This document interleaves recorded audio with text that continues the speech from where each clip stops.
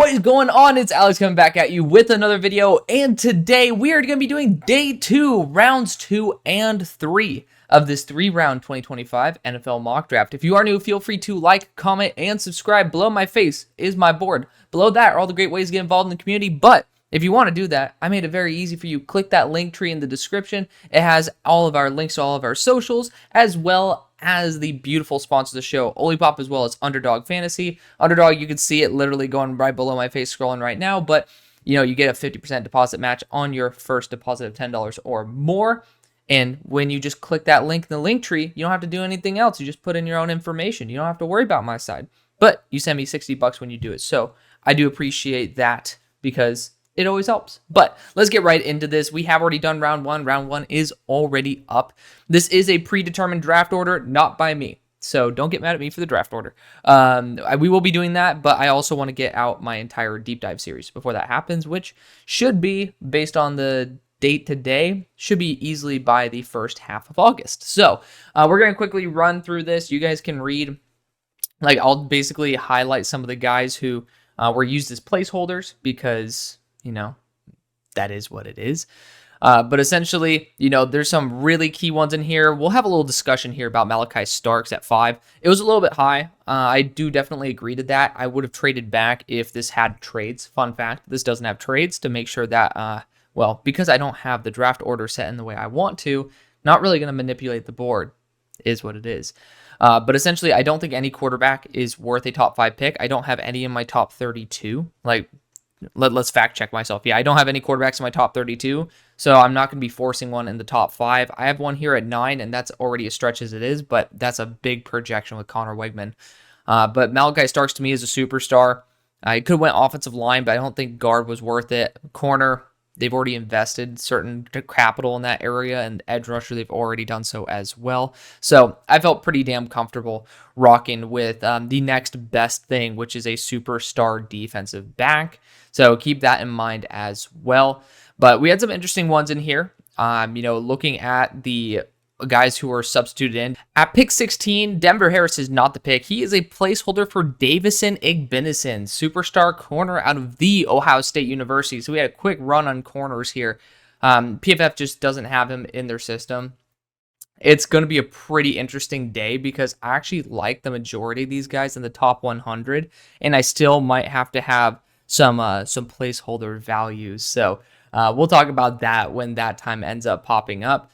But here at pick 22, we also have a placeholder. I'm a big fan of going after a corner too for the Falcons, and I do like Aiden White. It's just with Aiden, he was definitely going to be more in terms of overall to me. I was having a little bit more faith in him as a slot. I don't like the top end speed. He gets blown by too fast. And this is for Ephesians Prysock, just somebody who is very, very well balanced, 6'4", really, really explosive. You feel free to check out the cornerback deep dive on that one. But that's the last placeholder for the first round. Hallelujah! I mean, I'm glad the PFF continues to add guys, and when we're doing 100 players or 100 draft picks, this is just the shit that's going to happen, right? They have, I think, 150 guys in here, 140. So we're pretty much bound to be doing some placeholders by the end. That being said, let's get into this. The Bears are picking at pick 33. And to start out, I'm already forgetting what the Bears went after. Luther Burden. That's a pretty damn good pick right away if Keenan Allen doesn't want to stay around. But edge rusher's a big position for the Bears to target. Now, technically, you still could be snagging Fowler out there on free agency. I know that he, as well as Ogba, if I'm not mistaken, ended up visiting the Dolphins, and I think Ogba was the one who got picked up. But we have some really good edge rushers that are still available here for the Bears at pick 33. You got Princely Umamulan, you got Kamen Rucker, you got Patrick Payton. You got really good players. Jack Sawyer, to me, is probably the worst out of all these guys who are listed right here. And actually, I think he is based on my own edge rushing grades. So, interesting to see it pretty much flipped in that regard. Abdul Carter's a fun one, but 30% missed tackle rate as a linebacker to me is just unacceptable. I think Princely Umamulan, we're going to be going back to Florida. Even though he transferred to Ole Miss, we're going back to Florida. He played with Gervin Dexter. And at pick 33, he has the upside to be a legitimate every down starter. Ridiculous ankle flexion. If he could end up being consistent, like that's his biggest issue is being consistent, then you could get yourself an absolute superstar on a really, really good deal here. I'm going to scroll down to Donovan Jackson right here below my face just so we could end up getting a couple more guys featured on the board below, because I know my board, but you guys don't.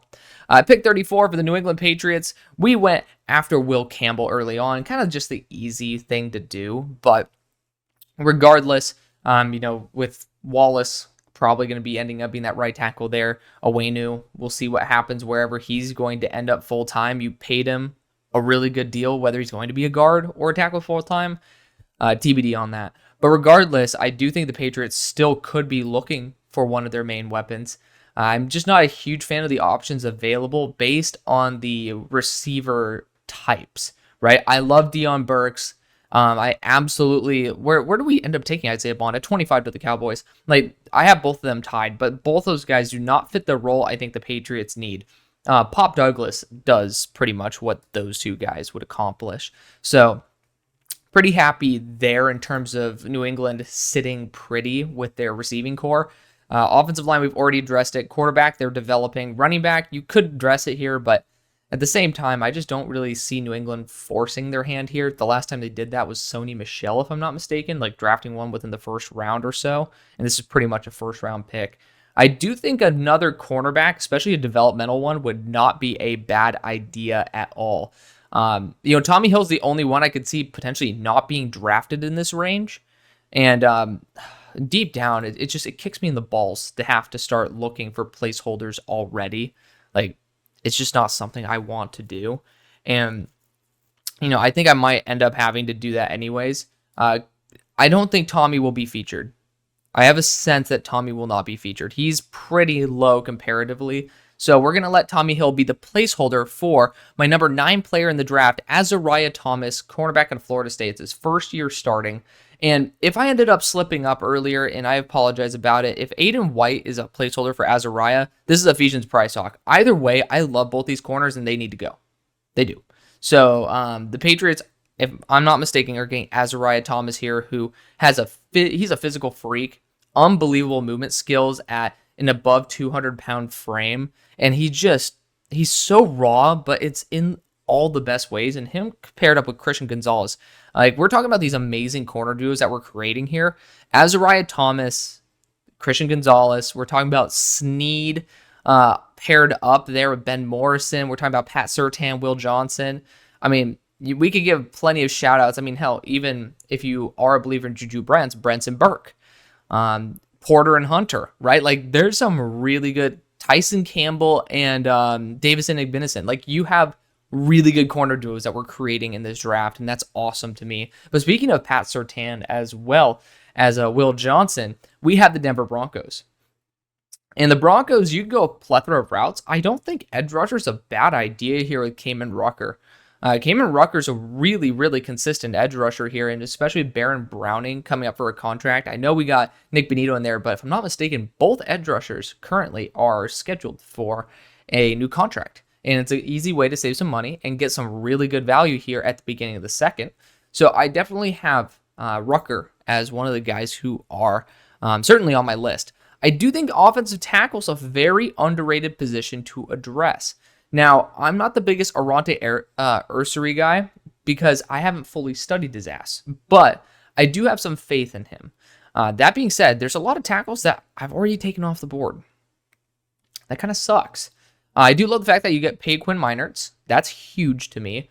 Running back's not out of the question here. I know you have a pretty solid running back core, but right now sometimes best player available is best player available. Quarterback, I think you guys are set. Wide receiver, if you want to get rid of Cortland Sutton, I could see Alec Umanor if he ends up continuing to develop, being a massive addition to your team. I actually really like the edge rusher move, though. I don't think it's a bad idea to continue throwing it, like pretty much throwing some stuff at the wall and seeing what sticks. And Kamen Rucker, statistically, is phenomenal, and he's a really solid rotational edge rusher at the moment as well, and he's like pretty much a fringe starter for me. Like, he's pretty much almost an edge too, which is a big win at 35. It's hard to get those quality of edge rushers at 35 unless we're in the GOAT years of the draft, which right now you could argue it, but this is not going to be that class that has elite edge talent at the top. So we're getting really good value here. At pick 36 for the Titans, we ended up addressing the cornerback situation, talked about that as well. Ben Morrison pairing up with Snead. Like, that's a nasty duo. Let's not even talk about the slot in there too, right? So you guys are in really, really good shape. I'm looking at running back here. I gave Pollard that deal, but if I'm just going to be completely blunt, Pollard's not that great. He's kind of a shell of himself. We all know he has had an off year last year. It's not a super long contract either. And I absolutely adore the running back out of Tulane that all of a sudden I just randomly forgot his name, Tyjae Spears. I love him. But he's not a Derrick Henry. And yeah, to be fair, you have a whole new offensive system in here, but he's not a Joe Mixon either. And that's what Callahan is used to running with. So I think this is a prime opportunity to get yourself someone who could be a 3-down back. And I love Ashton Jeanty. I love Quinshon Judkins. I mean, there's so many running backs in this class that I absolutely adore. Trevor Etienne is my RB1.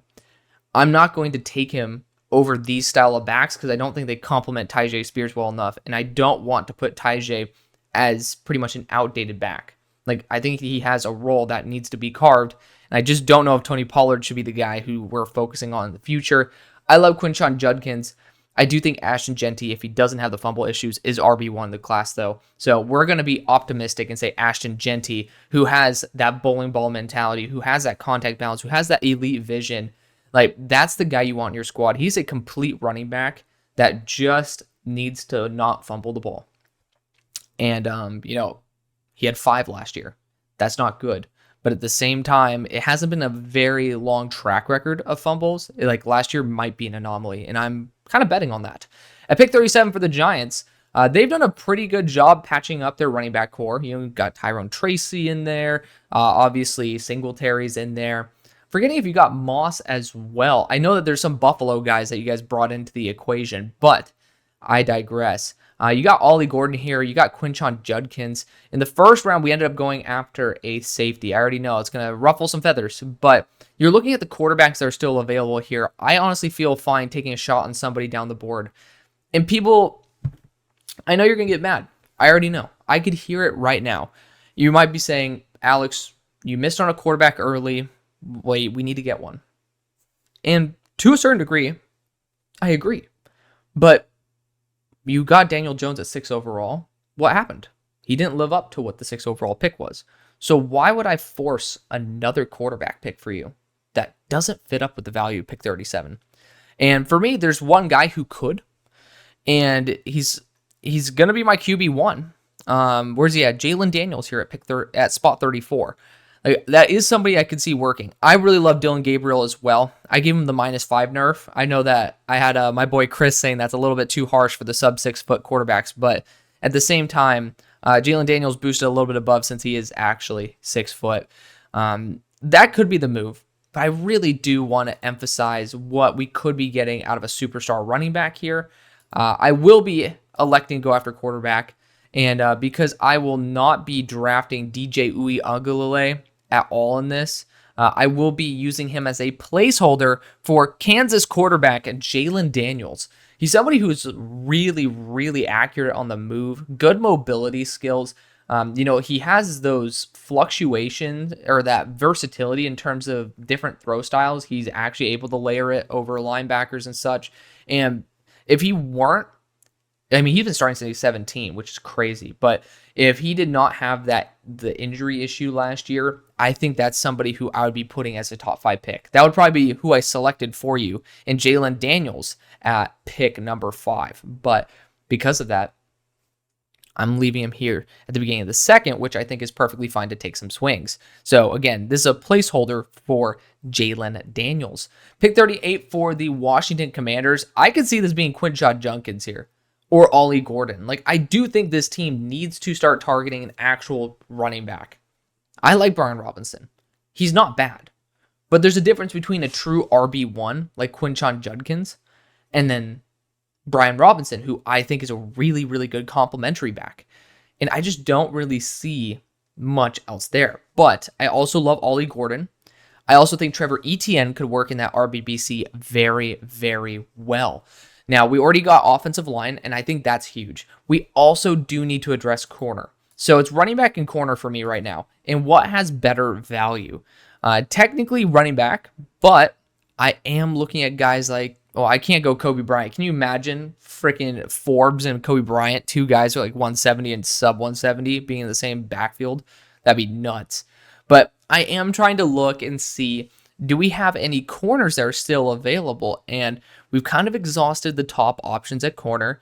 We've exhausted all of the options so far, and we're down to Kobe Bryant and Jabbar Muhammad as next, and then we already did Dekario Davis. Jason Marshall is on the board. I actually might go Jason Marshall here, but addressing Kobe and Jabbar, Kobe Bryant is 170 pounds. That's the reason I'm not taking him. Like, it's just, you need to have some meat on your bones.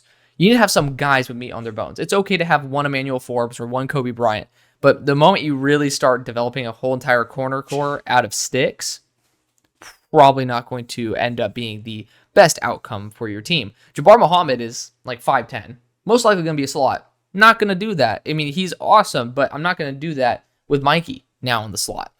So, that being said, I do think Jason Marshall's not a bad idea. Keep that in the back of our mind. Jason Marshall's really solid.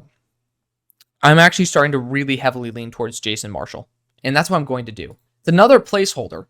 We'll see. Is there anybody who I definitely won't draft out of this group here? Oh, there's actually some good defensive backs.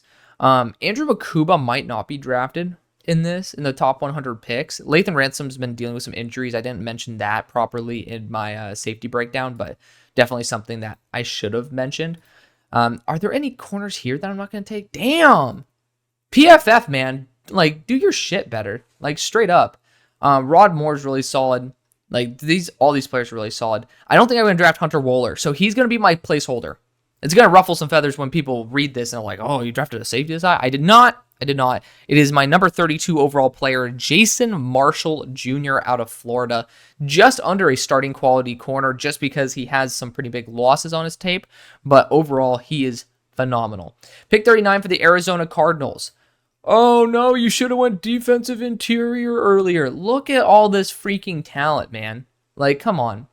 I know that y'all get I know y'all get a little bit irritated when I don't go defensive interior at pick 7. And it's a good pick to go with. I mean, I'm not going to straight up shoot your idea down. I think Mason Graham's solid.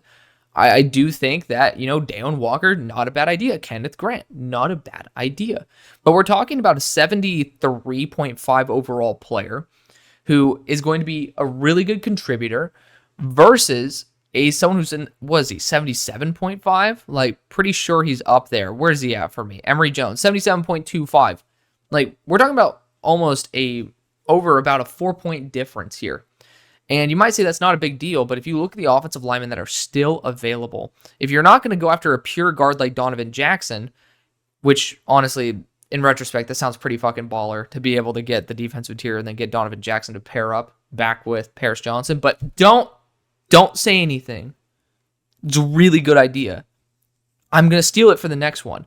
But I still think there's a chance Donovan Jackson doesn't make it to this point. That shouldn't make to this point because he's number 7 on my board. But the difference is now we have Bear Alexander, where I'm looking at my defensive interior. Mason Graham's my number 39 player in the draft, and then Bear Alexander's 53. So Bear Alexander's a dog. He just has some inconsistency with his motor, and he has some potential personal issues, which he had at Georgia, which is why he transferred to USC. Like, that's it. I mean, for me, I'm willing to work with that. There's some other guys, there's someone who I drafted to my favorite team, like my team, Travis Hunter. Like, he does not know how to go and contest a ball versus a larger target.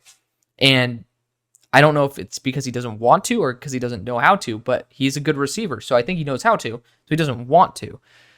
I think there's bigger question marks with other players. So we'll leave it there. Bear Alexander's an excellent talent. And if he's consistent enough, he is probably the best defensive interior in the class, or at least can challenge Mason Graham for that role. Pick 40 for the Buffalo Bills. This is via that Minnesota trade with Stephon Diggs. I got Harold Perkins to play edge rusher for y'all. I do think running back's not out of the question. You got Quinshon Judkins here. I really do like that option. You could even just double down and go Abdul Carter, the linebacker, edge rusher hybrids. Wouldn't be the worst choice in the world. Wouldn't be the best. I would say. Not the best, but not the worst. You could even go after a pure linebacker here in Barrett Carter, because I could see some extra depth being a valuable asset. Pretty sure Tyrell Dodson ended up going to the Seahawks, so could be definitely a way to get some good cushion there. But I really do like Quinton Junkins here. I think there's other positions you might need to target more. Wide receiver, for example, I would give it to you. You could certainly go after it.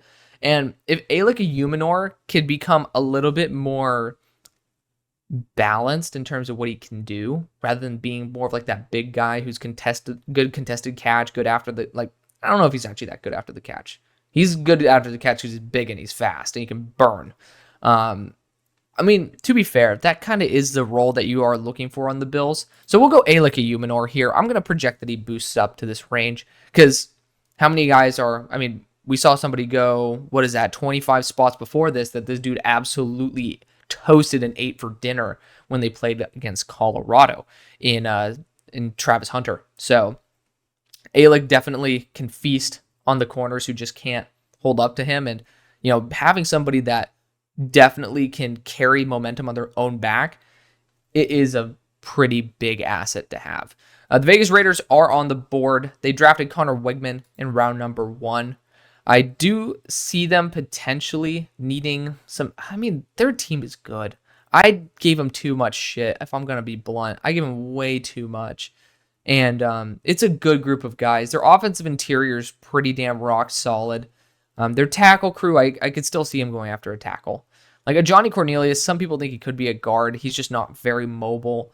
Josh Connerly is 6'4", 305 pounds, so he kind of is a guard build, but he moves really well. He's a 5-star tackle. I think he might have been a running back in his previous life as well. Anthony Belton's a fierce guy, but he also very well might track to the guard role.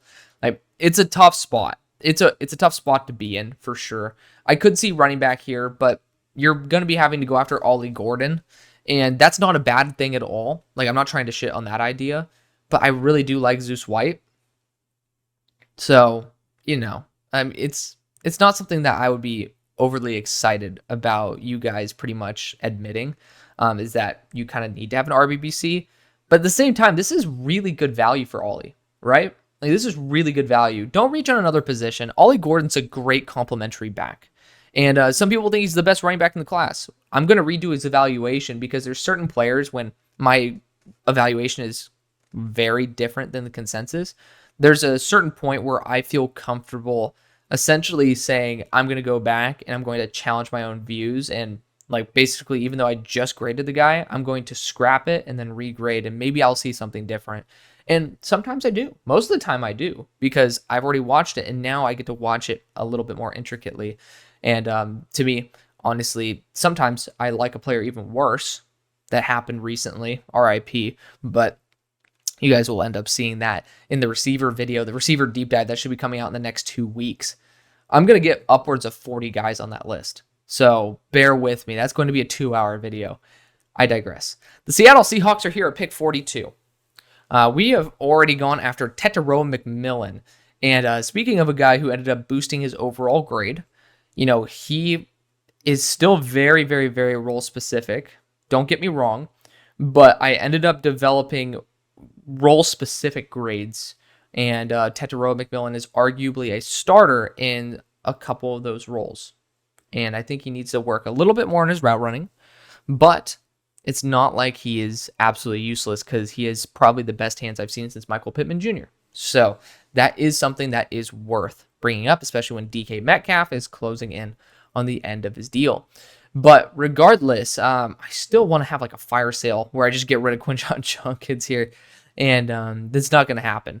But I could see Abdul Carter getting some love. You got a couple guys in that linebacker crew on short-term contracts. You got Tyrese Knight coming up. And so you could use Abdul in that rotation with them and on the edge. That'd be very interesting to see how that would work out. He's a very big hitter. He loves to commit and just sometimes overcommit. Hence why he's had some issues. You could certainly try to target some offensive linemen here. And deep down, I mean, y'all know how much I love Jaden Roberts and Donovan Jackson. I have Jaden Roberts as my 25th overall player, and I have Donovan Jackson as my 7th. It is what it is. But I just don't really see them valuing guard enough. I don't see that being the case at the moment. So we're going to leave it be. I do see corner not as a position where they would ignore, and there's some really good guys there, but there are some really, really good tight ends. And I got to knock Mitchell Evans down a little bit just because injury past is just, we haven't fully seen him fully develop yet. But Mitchell Evans is a very, very good blocker. He's very smooth. Maybe the top end speed is not as good as maybe I like to claim, but there are reps where you really get to see that top end speed pop out. And to me, I love that. Oscar Delp's a beast, but Mitchell Evans is 265 and a beast. When losing Colby Parkinson, losing Will Dissly, I do think that there is a vacancy that Mitchell Evans could fill. Also, Notre Dame tight ends rarely suck, so you are getting yourself a really solid contributor.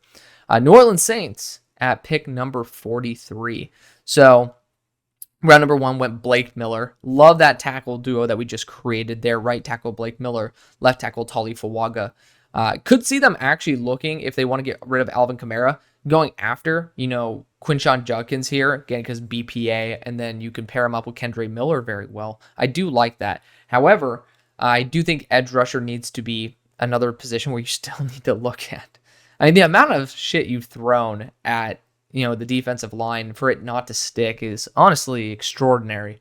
But, you could also get some developing talent on the wide receiver core. Again, it's not the receiving class I think people want it to be. And the role that Deion Burks would have kind of already filled with Chris Olave. Like that route runner, really good separator with great speed. So analyzing the positions where I think you could profit the most from, I could see a safety pick here. And I still have my number 10 player, Nick Amonwori, on the board, if I'm not mistaken. Double checking if I didn't have a placeholder for him that I didn't mention earlier, and that is not the case. So he is certainly still up for grabs, and he is a very rangy safety, someone who I have a lot of love for. However, this is a very good safety class. I don't think we need to be taking it. Apart from guys like Malachi Starks that would be the difference maker, I want Nick to be in more of a developmental environment, which, to be fair, Saints are a really good spot for that. But I would prefer to use my capital elsewhere.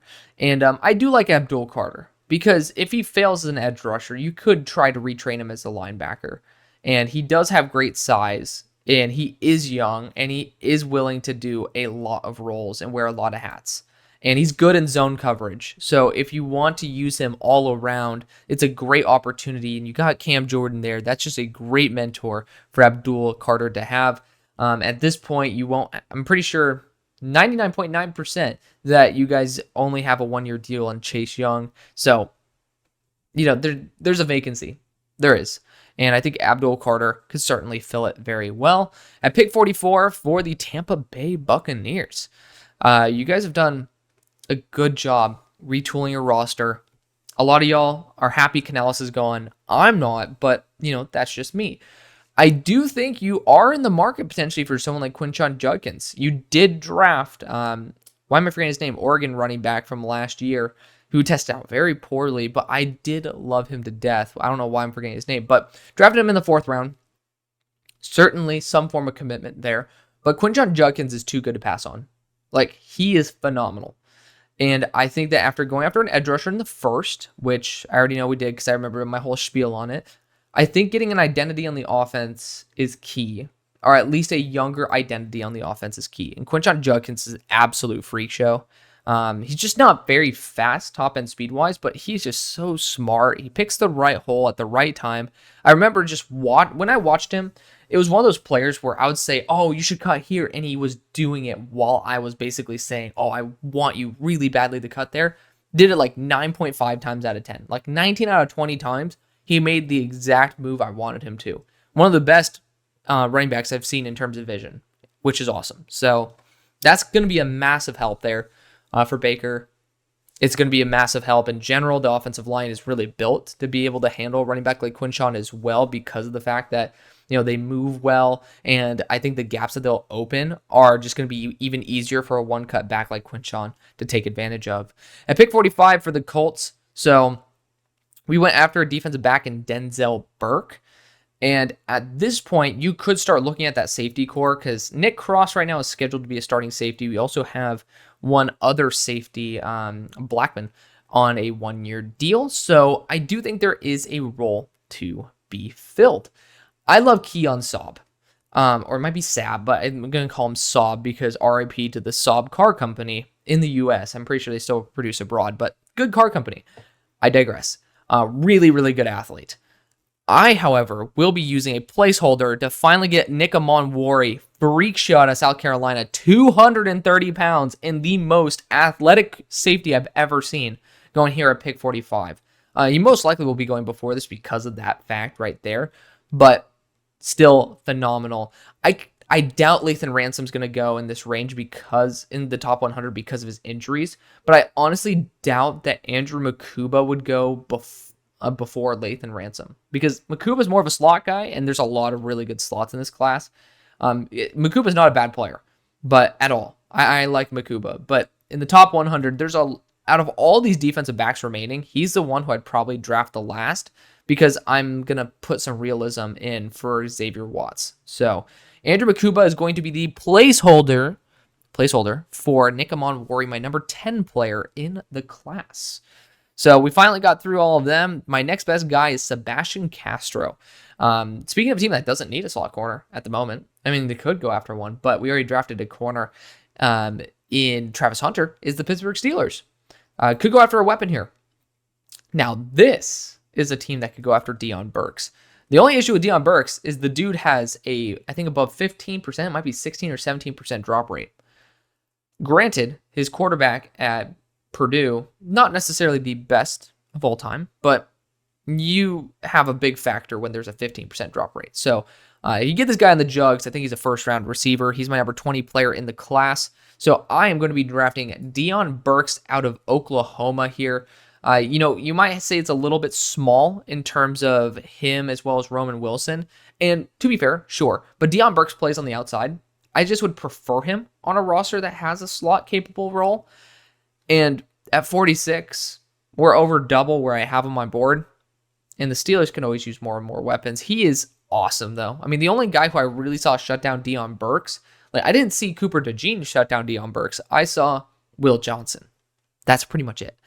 But at pick number 47 for the Carolina Panthers is part of the trade-up in last year for Braden Fisk. So our first-round pick, trying to remember exactly what we did, we got Nick Scourton at number 1 overall. And edge rusher is a position we really needed to target. That's pretty damn crucial.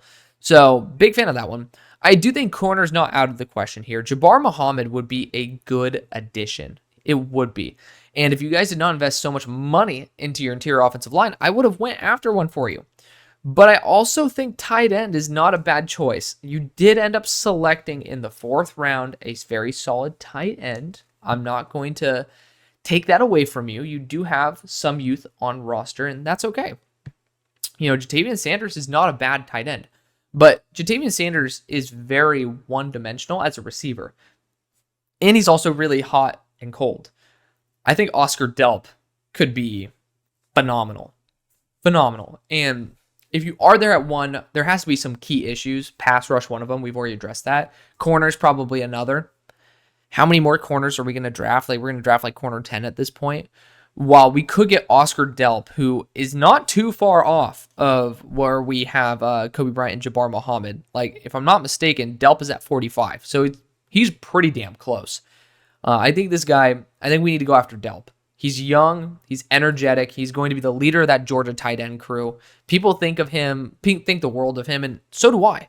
I really do think he's awesome. At the moment, he's still a fringe starter in the NFL, which is an elite tight end pretty much in college, but I digress. Really good weapon there. I think that's going to be a massive help because he's also a good run blocker too. Not the most elite guy, but feel free to check out the tight end video on that to get a little bit more context. I think that he's just paired up with Jatavian Sanders in the long run. Just gives Bryce more reliable targets in short range, as well as kind of those guys where they're going to be a little bit more reliable in case there's pressure. So I do like the fact that we're giving it a little bit more of an easier time for Bryce. Pick 48 for the Jacksonville Jaguars. So, drafted a corner in the first round, and Davison Igbinison. Big fan of that one. So, I do think this team could be looking at some extra rotation in their edge core. I just wouldn't do that personally. Wide receiver, not out of the question. But looking at the receivers available, like my next best guy, I'm trying to look at it right now, and there are some guys listed here who have higher grades than they do actually. Like the grades need to change for the wide receivers. But Andrew Armstrong is next, and he's really good after the catch, and he's 6'4", and he's pretty damn fast. That is someone who I have a lot of love for, and he's probably going to be a Senior Bowl guy. So I think that could be a good addition because you ended up getting some good speed with some good size last year in the first round with Brian Thomas. I think this is a great opportunity to do that again. And this is going to be Andrew Armstrong, wide receiver out of Arkansas. Theo Weiss is going to be the wide receiver who's the placeholder. I just studied him, and I've never felt so depressed watching a receiver. I'll put it that way for Theo. Because I was genuinely excited to give him like one of my diamond grades, like my gems. It didn't happen.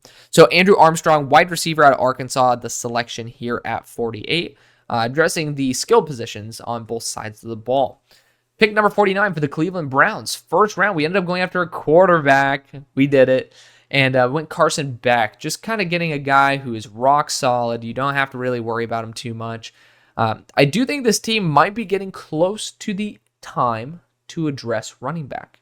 And they might go back to Georgia for this one. They don't have very many issues. It's why we can spend on relatively easier or relatively lower value positions. I think their linebacking core is awesome in terms of just overall value. You got JOK there, the most underrated linebacker in the league. Luckily, more people are seeing it, so maybe not so much anymore.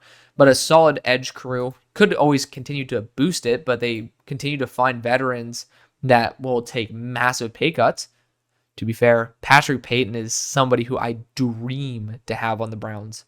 And I don't think he's going to be there at 81. So we're going to be going Patrick Payton here. He's just a freak show in terms of athleticism. Has a lot of false steps in there, and that reduces his efficiency. But at the same time, you do see that ridiculous athleticism that pops off, and you're just like, not many guys can have this ability. He added some weight, and based on what I saw from Verse last year, not a fan of how Florida State puts weight on their players, but I'm waiting to see if that's a trend, or maybe that was just a Jared Verse thing. Maybe he was just a little bit more chill. Maybe he's just a little bit more into mac and cheese than Patrick Payton is, and you can increase the calories without even knowing. I'm a sucker for mac and cheese, so that's why it popped into my mind. But I digress. Getting an edge rusher is very, very solid move for the Browns to get at least some extra development there. Who knows? Isaiah McGuire might be able to finally step up, and I could finally get rid of the title of the lover of Isaiah McGuire. Anyways, Bears at 50. We've addressed edge rusher. We've addressed wide receiver. So Luther Burden, Princey Umamulan, it's a pretty damn good duo right there. Looking at other options, I do think safety is not a bad choice here. The problem is I don't really want to go after one of the strong safety types because I love Xavier Nwangpa. But to me, he has a very similar role to what you already have on your roster for the long haul, right? Like, I love Penn State safeties. Kevin Winston is going to be an exact match to what you already have as well. So you're looking for that guy who has a little bit more range. Keon Saab is that type of guy. He is. And he's up there in terms of, I think he was like 18 out of 20 for athleticism. Like, he is explosive. And he needs a little bit more time and a little bit more polish. But at pick 50, like, this is a dude who's a genuine difference maker. And he's going to Alabama from Michigan, going to two high-end programs. And, to me, I do think, based on the current climate of college, Alabama is not completely lost out of being able to make a run for a championship. You got guys like Deontay Lawson that are taking a big step up as well. Anyways, I think Keon Saab could be on potentially two championship teams.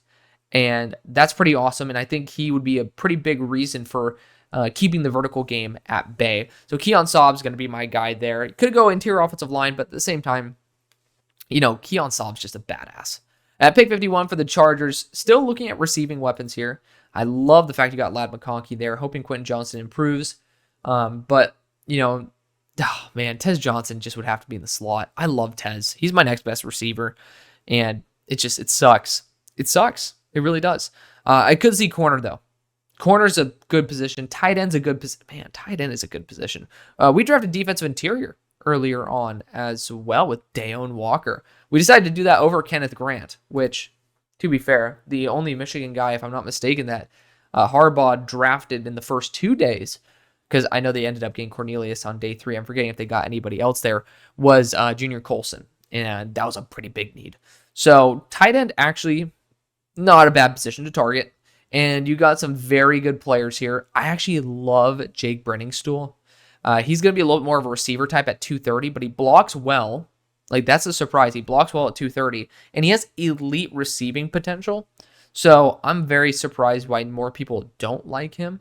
And I think he's going to be a stud. Probably my leader to be selected here. But corner-wise, you still have Jabbar Muhammad, who could play in the slot. Not a bad idea. I also think he could play on the boundary. You have 2 corners up for a contract right now. I'm going to go Jabbar Muhammad. He is a starting quality corner for me. And he's just a little bit on the shorter side, but I do have him comped a little bit to Jair Alexander in terms of the mentality, kind of like an on-sale version of Jair, which, yeah, you might say like, oh, it's the easy comp for a short corner. You could end up saying, honestly, wouldn't be a bad idea to comp him to Devin Witherspoon with a little bit less zone ability. I think that's pretty fair. Both have similar size, athletic profile, and physicality. So you're getting a really good value there at 51. At pick 52 for the Texans. So I'm pretty sure we went Jack Kaiser, who is an absolute beast. And, you know, you have a really loaded roster. Thank you guys for pointing out. I don't know why I forgot that Nico signed a 3-year, I think it was $24 million a year deal. Thank you guys for pointing that out. And also being respectful about it. Be a dick, but don't be a dick about it. That's what I always say. Because I am perfectly fine being wrong. Just don't be a douche about it. Anyways, I do think a free safety is also still in the cards for this team. Malachi Moore is really fun because he's super versatile. I just doubt that somebody will take him this high. And all these teams I want to take a safety for, all of them have really good strongs. Like, I mean, I'm a sucker for why am I forgetting the Baylor kid's name? He was literally like an 80 overall grade for me too. Jalen Pitre. Like, Jalen Pitre would have a little bit of an issue with Xavier Nwakpa because I think both those guys have very similar fluid strengths. So don't really see it being complementary. Defensive interior, though, we have yet to address it. We went after a linebacker, and we still got some good players here. Walter Nolan will most likely be going pretty early, but I do like Shamar Turner. He is on the lighter side. He's 290, right? I mean, like, look at him right here. He's 290. This dude moves like he's 265, though, and he's a flex edge. Like, I think that's a very interesting profile to bring in. And, you know, the Texans, they've done a very good job at being able to get guys who might be a little bit more role specific. You think of Kamari Lassiter, for example. He is in that slower top end speed, right? That 40 time, that 4.6 range. Like, you're going to be still using him properly, and you're fine doing it because I think your defensive mind is one that I have a ton of trust in. And you could say, okay, well, if you want to be going balls to the wall, go Howard Cross. By the way, Dante Corleone's cheeks, and he's also out for the year. So, you know, I don't know what's up with that. But if I'm going after a defensive interior, my next guy is Shamar Turner or Walter Nolan, who, funnily enough, played on the same team. But Shamar Turner has that edge rushing capability that I just get excited about with D'Amico Ryans having the hands on him. So I'm going to go after Shamar Turner here. I mean, Shamar Turner is also my number 30 player on my board. I think he's my next highest, pretty much. He's not my next highest because I got guys like Trevor Etienne, but still worth noting. The Jets, pretty sure Shadur was my pick in round number 1. He was. And there's not many positions that you need to target for this team, but I do think getting a quality safety is not a bad idea. And this is the right opportunity to go after someone like Xavier Nwakpa, who can also play a linebacker role, which, if I'm not mistaken, Quincy Williams was a safety who transitioned to linebacker. But Xavier Nwakpa is someone who's just super flexible, great near the line of scrimmage. He's also very smart, so you could use him as like pure safety if you wanted to. I just wouldn't be putting him in the slot. Just not someone who I'd put there, and I don't think you need to. So really good addition right there. Pick 54 for Atlanta. Went after a corner in round number 1. Could go after another edge rusher here. Don't think that's a bad idea. But I do see a lot of gaps in the receiving core, guys on short-term contracts. And Evan Stewart got a little bit of a boosted grade, but Tez Johnson's phenomenal. He really is. And you can end up kicking Tez to the outside even if you needed to. But I think the value is just too damn good because he's a smooth route runner. He's explosive. I think he's better than Evan Stewart in almost every category. And he's not that much lighter than Evan Stewart. So we're going to be going after Tez Johnson here, my next best wide receiver. At pick 55 for the Miami Dolphins, I always want to go after an offensive lineman, but their offense is just so quick that they don't really like to invest that early in offensive line. To be fair, they did it last year with an offensive tackle, but they even reached on that. I digress. I do think that tight end, not out of the realm for them, especially with someone like Jake Brendenstool, who's good as a blocker and he's very fluid as a receiver, and he's pretty damn fast too. This is actually, in my opinion, an elite Dolphins tight end. I'm going to stick my neck out for Jake Brendenstool here and select him at pick 55. Pick 56 for the Green Bay Packers, a team that just does not need very much. In the first round, we ended up selecting Tacario Davis, versatile defensive back out of Arizona. Here at, we'll see if, Jordan Love gets his deal, but you could end up taking a quarterback here. I wouldn't advise it. Just pay Jordan Love. It's not, again, there's not many guys that you need to target because you have a really stacked roster, but wide receiver, you still don't have like legitimate alphas. Like you have a lot of guys who work really damn well together and contribute and do a very good job. But there's a difference between difference makers and, that.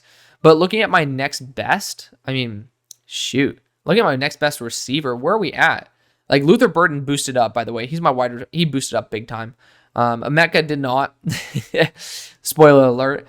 But like Trey Harris. Oh, I forgot Trey Harris is in here. Trey Harris is a fun one, man. This dude, he fits this role very well. By the way, look at those stats right there. He did a great job last year. 6'2", 205, good deep threat. I think he's a little bit role specific at the moment, but that's kind of the name of the game for the Packers. And I really love the growth potential of Trey Harris in this offense. And it does give you some contingency plans in case you have some contract disputes in the future with guys like Christian Watson. So I like Trey Harris. We'll give him a shout here for the Packers. Pick number 57 for the Dallas Cowboys. Went after wide receiver earlier on. I do think that interior offensive line is worth the selection at this point. Zach Martin's not getting any younger. I do think that you could go after someone like Donovan Jackson. And Donovan can't play center. He can also play tackle. And, looking at, well, you know what? Hold up now. I forgot about Cooper Beebe. Shoot. You actually have a good offensive line. I forgot about Cooper Beebe, man. Cooper Beebe's a beast. Screw it. Screw everything I just said. I forgot about Cooper. That was a great pickup, by the way. So, offensive line-wise, I feel pretty comfortable with you. Wide receiver, we already addressed it, right? We got Isaiah Bond, who I think is going to be an absolute superstar.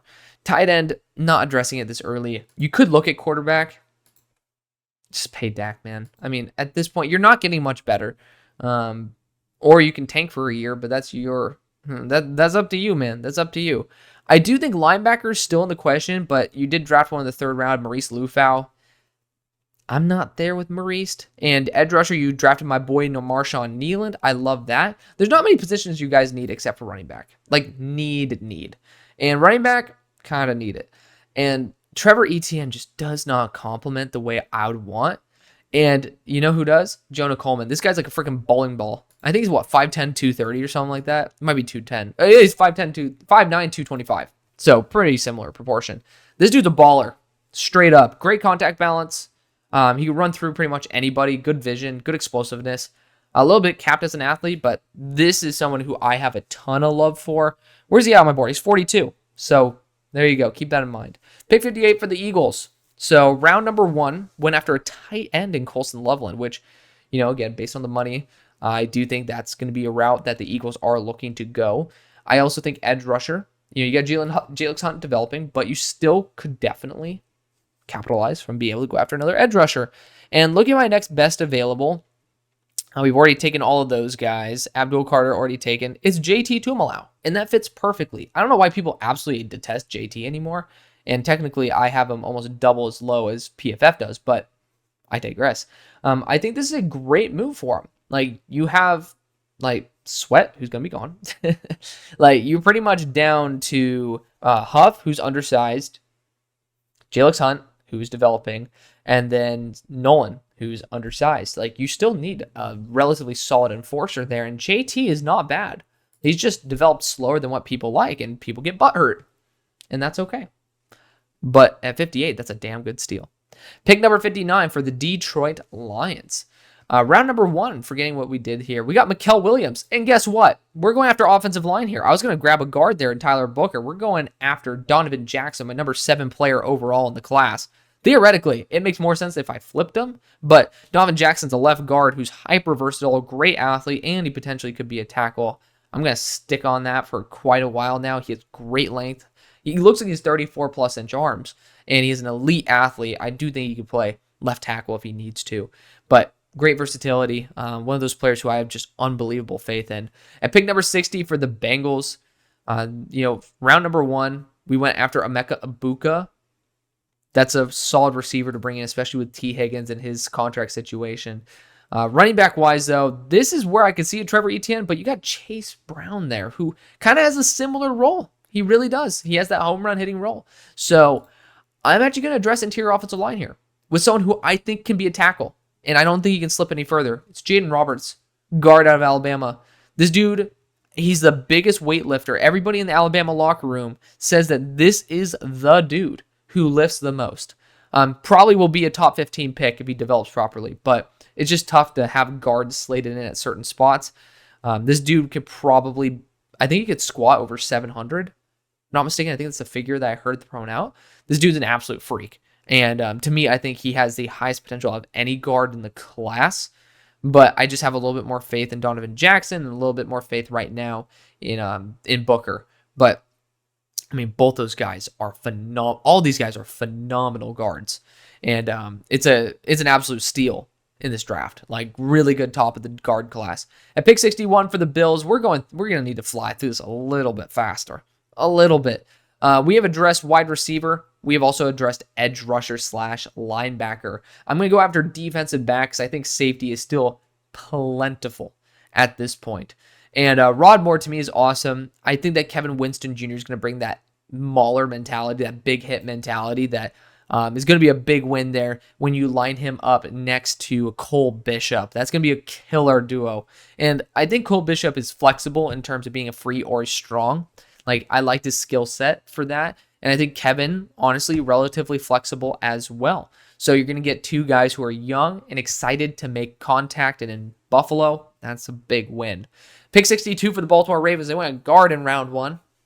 Not usually what they do, but they usually go best player available, and they did. Corner, not a bad position for them to go. Problem is they have to go slot or they can go Kobe Bryant. I really like Kobe Bryant. I want to put a little bit of a shout out to him because he's my 23rd overall player, and I think he's my next best available, not named Trevor Etienne. Like, looking at it, Sebastian Castro. I love Sebastian Castro. I'm going to go Kobe Bryant. Like, I really think he's an enforcer. His weight at 170 is scary, but I do think that his talent is undeniable. I had to knock him down 4 points. He's arguably my corner 3. He's that good. It's just 170. I had to knock him down. At pick 63 for the San Francisco 49ers. You know, you guys are in a pretty chill spot. You got Jonas Savigny. I do think corner, not out of the question here, because you have some very good options still available. And I'm not even talking about Jedi Barron here. Like, Jedi Barron's a solid player. Sebastian Castro, he's my next highest player. But I'm talking about Damani Jackson out of Alabama. We don't have another. I'm going to draft both these guys probably in the top 100. So keep that in mind. We're going to have to use another placeholder. But Damani Jackson, cornerback out of Alabama, freak athlete, great and press man, developing as a zone corner. I'm going to go after him. And I can't see Shiloh being drafted. I mean, I can see that.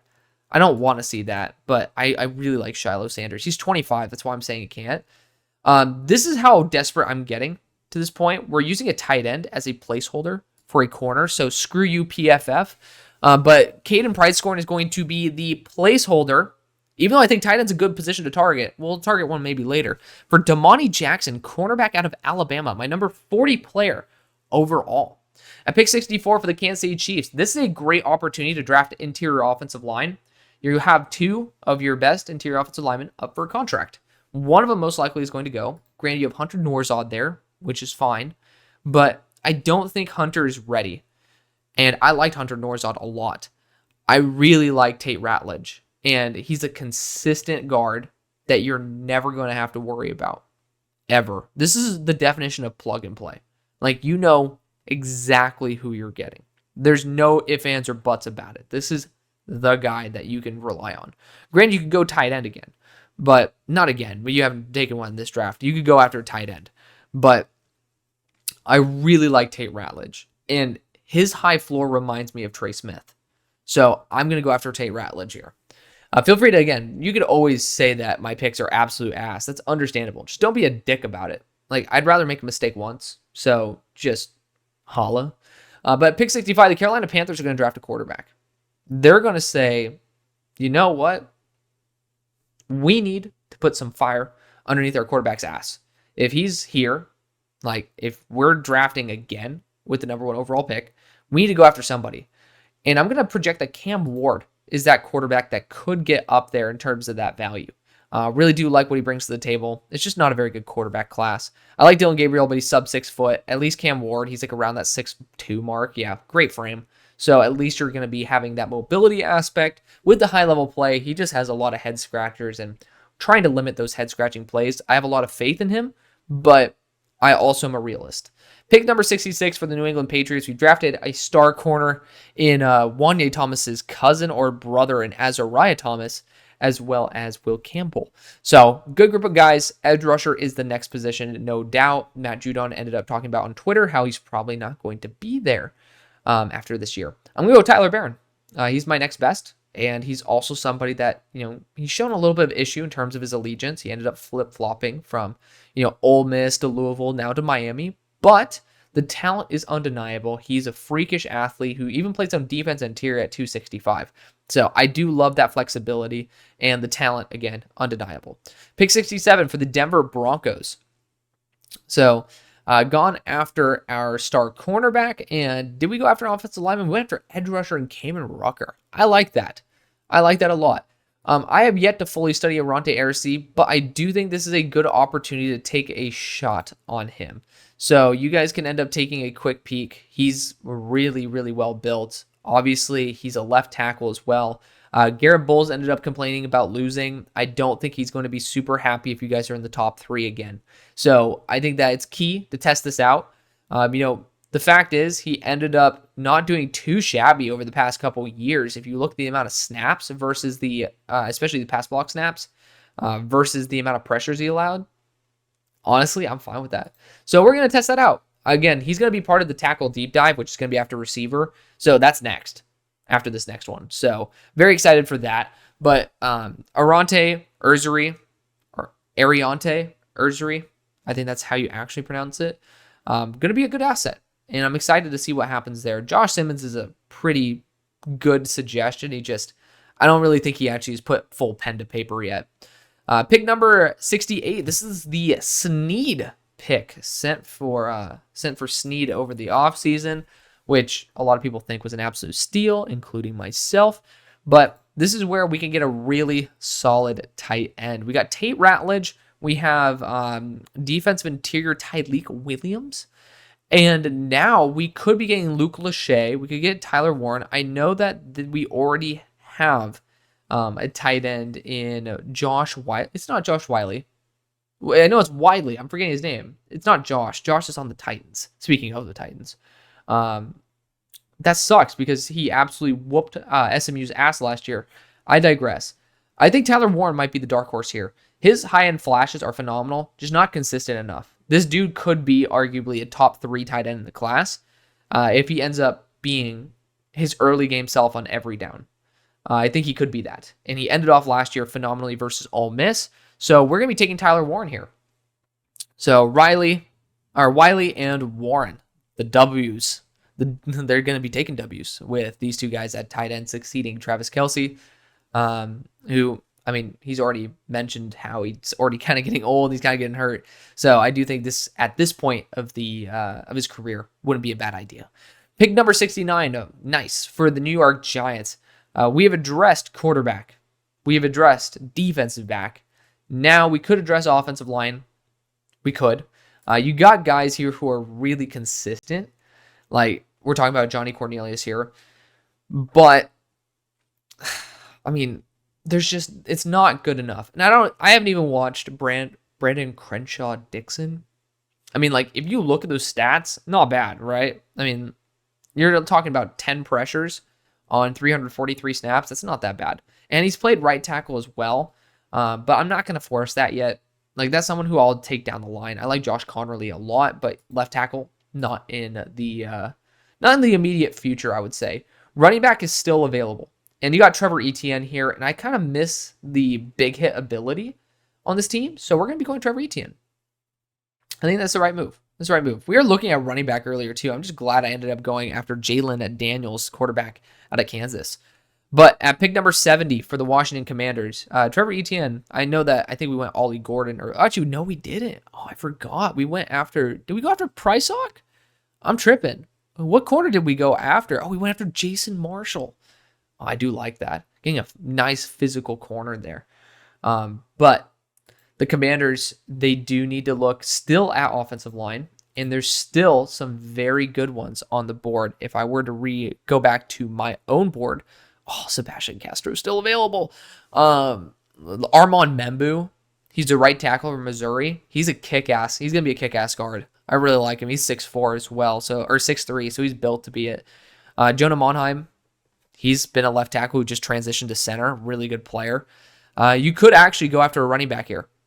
Honestly, not a bad option. I do think you can get some extra juice out of this running back core.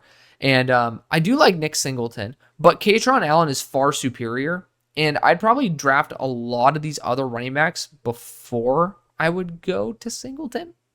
But I'm going to use Rocket Sanders as a placeholder for Katron Allen, my number 43 player in the draft.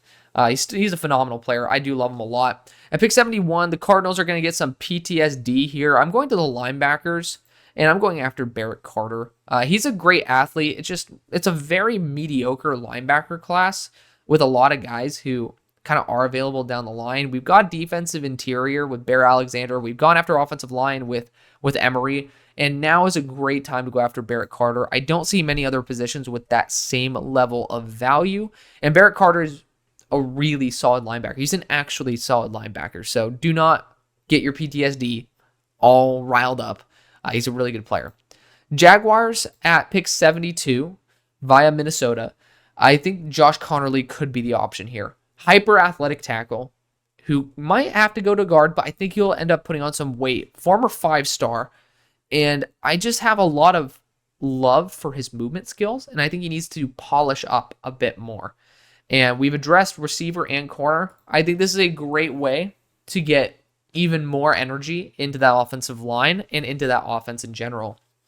At pick 73 for the Vegas Raiders, you did actually end up drafting a tackle in Delmar Glaze. I just am not over the moon about it.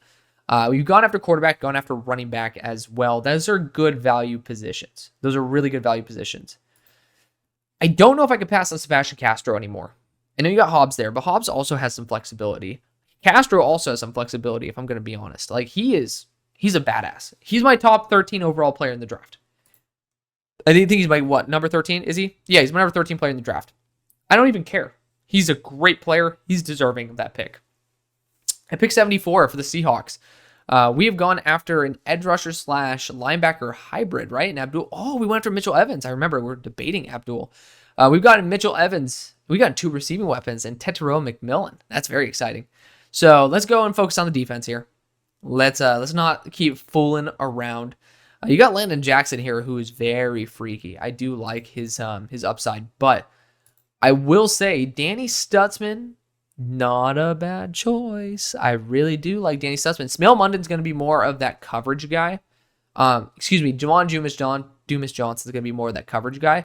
Danny Stutzman needs to get a little bit better at his run support, but luckily Tyrese Knight, kind of that type of guy. So Danny Sussman is who I used to send to the Seahawks all the time anyways before, and now we're doing it again. At pick 75 for the New Orleans Saints, we've gone after offensive tackle. We've gone after an edge rusher / linebacker hybrid, which is cool. Now, I do think tight end still in the market. So looking at the guys who are available, Jurasic's not bad. That does fit kind of the gadget player that you guys like at that position. Granted, you have Clint Kubiak now, so yes, things have changed. But this is also where you could debate going after a safety. Like, there's some good players here, some really good ones. And Xavier Watts is an enforcer, but I really love Rod Moore. Like, where's Rod Moore on my board right now? Where's he at? I have Malachi Moore at 50. I love Malachi. Malachi's a beast. Rod Moore's at 62. It's worth it. He's a very, very flexible defensive back. He's a balanced defensive back. Feel free to check out my video on that. That's just somebody who is rock solid, and he's going to be reliable. And that's what you kind of want at this point. You want a contingency plan. You don't need to hit a home run. You just need someone who's damn good. At pick 76 for the Buccaneers, we went after running back, Quinshon Judkins. We also ended up targeting James Pierce. So, good group of guys. I do think tight end is also on the table for this team. It is. And you know what? I like the idea. We're going to go Amari Niblack. Former Bama tight end, now at Texas. Speaking of Jatavian Sanders, that he's going to go right into that role. But Brant Kuithe is going to be, or I think it's Brant Kuithe. I don't know. This dude's definitely not getting drafted in the top 100. But he's going to be my selection or my placeholder for Amari Niblack. Former Bama tight end, hasn't had the full shake, and he's going to a perfect role. I think this guy's going to be an absolute badass. At pick number 77 for the Colts, we've gone after a safety, gone after a corner. Let's look a little bit more on maybe the offensive side of the ball. Well, they don't really need much on offense, but you know, even defensively, you guys are pretty, like, you're a good team besides that secondary. You are. And I mean, I still think interior offensive line, probably not a bad idea to target. And I really like Armand Membu here, the right tackle out of Missouri. He is actually my number 37 overall player. So we're going to allow Xavier Truss, because I'm definitely not drafting his ass. His bitch ass ain't going to be included in this. He's going to hold, and he's also a right tackle too. So it's funny enough that he's a right tackle who should be a guard. He's going to be my placeholder for my number 37 player in the draft, Armand Membu, right tackle, but should be right guard out of Missouri. But he does have that versatility if need be. Pittsburgh Steelers at 78. We have now officially drafted wide receiver as well as defensive back. I do think quarterback is not out of the realm here at this point based on the guys available. Like, you do have Dylan Gabriel, who I really like. I just think he's going to fall to day 3 because of his height. Quinn Ewers is not worth it to me. His deep ball is just not good enough. I want him to be a little bit more precise. So that's just me. I just don't really see enough value in these quarterbacks. Like, I just don't think it's a very good quarterback class. My next guy is Riley Leonard. Actually, Riley could be a good Steeler quarterback, but I do think we end up re-signing Justin or Mr. Unlimited Diarrhea himself, Russell Wilson. But looking at the other options, the other opportunities for the Steelers, you know, I do think defensive interior is a good position to go. Walter Nolan's super flexible, and with Cam Hayward closing in on the end of his career, not a bad guy to have as a flex guy. He's 290, but he plays like he's 330. And he moves like he's 270. Like, I do love that flexibility. He does kind of feel like a Pittsburgh Steeler. Pick 79 for the Los Angeles Rams. Could go Josh Simmons here. Developing an offensive tackle is never a bad idea. We went corner round 1, and they didn't have a round 2 pick, did they? Did they send both? I was forgetting if they ended up getting one back, and it was I think I was trolling the Panthers for sending their second round pick to the Bears. Yeah. So they ended up sending up their second round pick. We're going to go Josh Simmons here out of the Ohio State University. Unbelievable potential. Has great form. Like, you see all the makings of a top end tackle. He just hasn't fully hit. He hasn't fully like settled in as a really good tackle yet. Like, I love the fact that you see it, but I want to see the application of it, right? Like, I see it's there. Now use it and be effective. He's yet to do the effective part. At pick number 80 for the Jacksonville Jaguars. Another pick. Jeepers. So we've addressed offensive line. We've addressed the corner as well as the wide receiver position. I honestly think you might go Malachi Moore here and just get a super dynamic defensive back. You can't go wrong with more defensive backs. There's always a rotation, always injuries, and Malachi Moore is my top 50 player. He might be my next best available. I think he is. Like, looking at the guys available, the next one is Dylan Gabriel, but throw Dylan out of the equation because, that's what we do here. We like to curve reality to our narrative, but that's what a mock draft is after all. But looking at my next best player, I think it was him, actually, as a matter of fact. So there you go. There you go. Love it. Regardless, let's get back to this. The Browns, this would have been a good opportunity to go after a quarterback. Theoretically, I have Riley Leonard, 6 or 7 spots, 8 spots behind the guy you drafted in the first round, but Riley Leonard also has had some other issues. So, ended up going after Patrick Payton earlier. This is where you just go after best player available. Just don't overthink it. Actually, let's not overthink this one. Anthony Belton is a freaking beast, by the way. I think he's up to 360 or something this year. No, he's at 336. I thought there was rumors he's up to 350. Pretty sure those rumors are true. I thought he was up in the 350 range, or maybe he dropped to 336. I know this guy was an absolute meatball, and he's super mobile, he's super flexible in terms of the role. I actually had him labeled as an offensive lineman because I think he can be that flexible. We're going to be going Anthony Belton here, left tackle, but maybe guard out of North Carolina State. Chicago, you could go actually after offensive line as well here. I would not blame you at all. Ernest Green's not a bad choice at all. He's not. I would caution by saying Ernest Green is a bum of a tackle.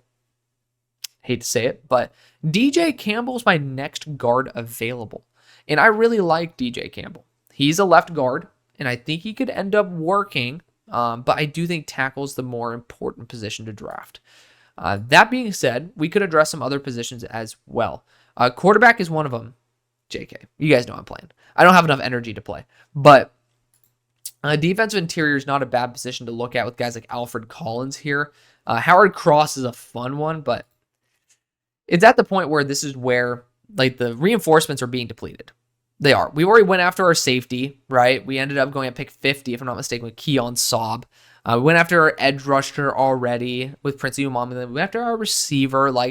We're doing pretty damn well. I mean, I might just go a corner here. And not Jedi Barron. I'm talking about Dalen Everett, cornerback out of Georgia. This dude's rock solid, and he can play everywhere. There's just nothing really wrong with him except for ball skills. He just doesn't turn his head around for the ball. It's never a bad idea to get more corner depth. I know you got Tyreek Stevenson out there. You got Jalen Johnson. That's an elite corner duo as on its own. But Dalen Everett's a baller. Jedi Barron could end up being your contingency plan in the slot, but you don't need to do that. Maxwell Harrison's a fun one as well. He's flexible. You could look at even guys like Deontay Lawson to back up in the linebacking core. Bottom line, this is a damn good team. This is a really good team. And actually, I really like this idea. We're going to go to the linebacker group.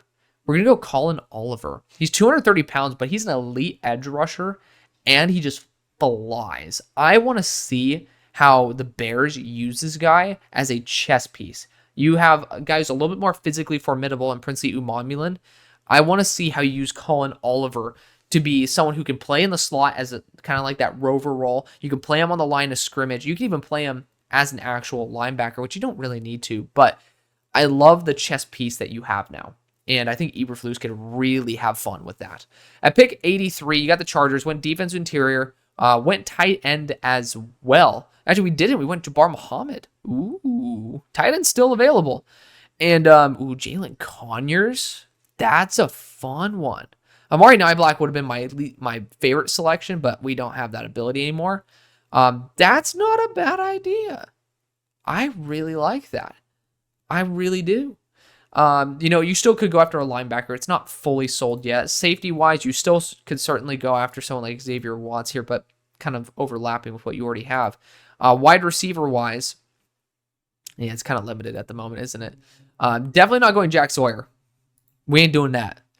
Could go running back. Actually, I kind of forgot about the fact that running back is not that good on the Chargers. It's actually kind of ass. It is ass. So let's look at the next best running back available. Let's do it. Why not? Right now, I've already taken Ollie Gordon. Roydell Williams is such a beast. Bama back now at Florida State, that's going to be my pick. We're going to let Monungai get some. Actually, I really like Monungai. Who do I want to use as a placeholder? You know what? Let's go Taj. Taj, you get the love here. He's a placeholder for my number 64 player in the draft, Roydell Williams, former back out of Alabama, now at Florida State. Pick 84, excuse me, for the Houston Texans. Did we go after a backup edge for them yet? Because I do think that's certainly something they could add to their list. Yeah, it's Shamar Turner, defensive interior / edge. Yeah, that makes total sense. Have we gone after a wide receiver for him yet? Have I read my mind? I have not. So they have a good group of guys. This is still an area, though, where you could certainly add some firepower with guys like Torrey Horton, who are great after the catch. He's just a little too role specific, though. I can't do that to y'all. I can't. There's just not many issues on this team, man. There's not. Like, Xavier Watts, I mean, shoot. Like, there's just not many issues. Let's look at a safety, though. Shiloh Sanders could be that guy who's a really good free, but it's just so early for a 25-year-old man. So early. He's my number 70 player, but it's like, shoot. Like, am I able to take him this early? And I don't know if I am. I might, though. I kind of like it. He's a little bit older, but at a certain point, you'd rather get a guy who's older but actually really freaking good. And Lathan Ransom's a dog, but he's a dog close to the line of scrimmage. We're going to go Shiloh Sanders here. You get a really good name as well. The Jets, they've gone after their defensive back as well, and in Xavier Nwankpa. And then they've also gone after Shadur Sanders. Now, looking at other positions they could target, tight end, not out of the question. And I think they should. And I'm going to use Bryson Nesbitt as a placeholder here for Jalen Conyers, tight end out of Texas Tech. I think Jalen Conyers is an absolutely underrated tight end. I don't know why you'd choose Texas Tech over some other schools that could probably use you a lot better, but I digress. Phenomenal upside, great athlete, does not really show any ability to block, but that's because they never asked him to. So TBD on that, but I do think he'll be a really nice receiving weapon there. Pick number 86 for the Atlanta Falcons. Could go after an edge rusher here. We've gone after a corner. We've gone after receiving help as well. I love Tez Johnson. I really do. I wish quarterback was not taken already by you guys. Otherwise, I'd be taking it right here. Running back's not a bad move, though. And yeah, it is. Just, I don't know. My brain just factory reset right there. That was such a shitty idea. But regardless, I mean, this class just has a ton of really solid pieces in general. I might actually go after another defensive back. I know we already went after Prysock, but Prysock could even go in the slot. I'm going to go after Dalen Everett. Jedi Barron, do I see a slot coming up in any of these? Not really. Jedi Barron's going to be my placeholder. I can't see him being taken. Jedi Barron's going to be my placeholder for Dalen Everett, boundary corner out of Georgia. We're going to put one of them in the slot because both of them are flexible enough to be able to play there. And it's just one of the positions I just do not have faith in the Falcons, and the rest of their team, I kind of do. Now, you got AJ Terrell, and then on the back end, you have Jesse Bates. So I do think there's some really good talent there, but in terms of balance, maybe not so much. Eagles, we've gone after edge rusher, we've gone after tight end. Have we gone after linebacker yet? It's about damn time we kind of do that, though. Like, as much as I want to show love to my boy, how am I forgetting his name now? Like, Jeremiah Trotter Jr., I still have some reservations. And I want to see which linebacker I have above. I think it is Smale Munden that I have above. He is my next best linebacker, Smale Munden out of Georgia. However, I'm going to call an audible here. It's not going to be Jay Higgins. We're going to have Jay Higgins be my placeholder. It is going to be my number 77 player overall, Deontay Lawson, freak linebacker out of Alabama. I see a ton of potential with this guy. I don't know if it's going to fully develop, but I really do love the potential that he brings to the table. I have him above Danny Stutzman. Pick number 88 for the Packers. This is actually a good opportunity to get one of those bigger hitters in your linebacking core to kind of just add some extra juice because you guys don't really need that much.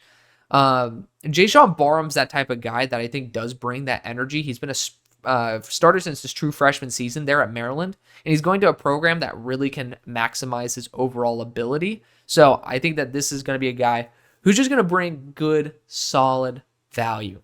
At pick 89 for the Dallas Cowboys, we've gone after running back. Did we finally go after running back?